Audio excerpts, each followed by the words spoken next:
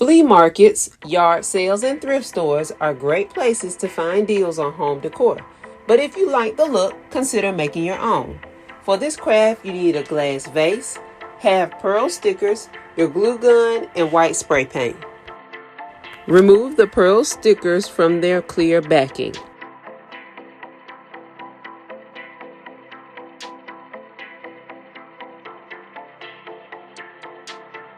Place a small amount of glue onto the glass vase where you want the pearl and add it. Continue adding your pearls around the entire vase.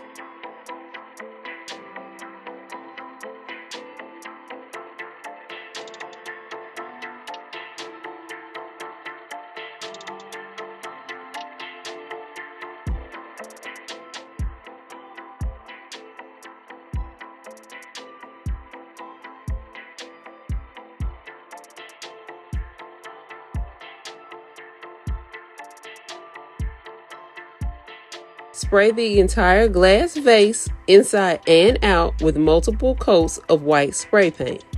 Add your favorite greenery, plant, or flowers and enjoy your milk glass vase. Thanks for watching and make sure to like and subscribe.